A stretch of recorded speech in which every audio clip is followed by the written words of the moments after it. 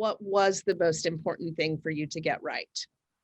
Yeah, it was wanting to be true to the originals, and I know it's not worthy of them. It's not, equal in any sense, but to be at least like to I think I've seen a lot of like lazy versions of like, here's a musical theater song, and I hate that so much, and I always resent it. And I says like, no, that's not, just because you're doing some sort of bouncy ha da da, that doesn't make it musical theater. And so I really tried to like work hard. And I actually tossed out my first Welcome to Schmigadoon song because it was a little too much like that. And my first version of You Can't Tame Me was a little, I tried to, I said like, that's not good enough, Rogers and Richard and Oscar wouldn't have settled for that. So I can't either, so it was that sort of attitude that I tried to keep with me while I did this.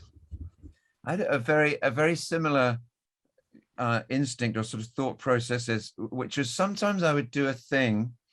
I think this is similar to what you're saying. I would do a thing, and then I would think, I don't know if they ever really did this thing.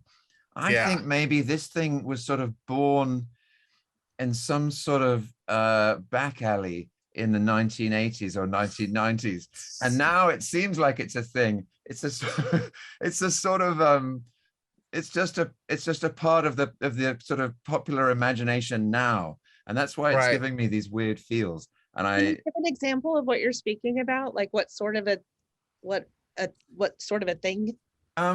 The thing that comes to mind is not really an underscore thing, but it's there's a way of doing a song in a comedy spoof where you hardly ever really get the song, because you get the sort of whispered version where the band only does the stabs, and then you almost immediately go to the kind of high kick, slowed down, annoying version that's really, really loud. And then you go straight to the ending that's sort of everything's just off the shelf gestures. And the band goes, boom, way too often. And somehow there's a big difference between something that's sort of constructed out of all of those ready-made, possibly fake modules. And when you actually go back and watch The Music Man, and you have a smile on your face for the entire time, and everything is amazing and delightful and well thought through. And I just, there's a feeling of wanting to be true to it all, and not do those kind of go to the source instead of the other spoofs that we've seen a zillion times. I think that's spoofing other spoofs back and back in this incestuous kind of exactly.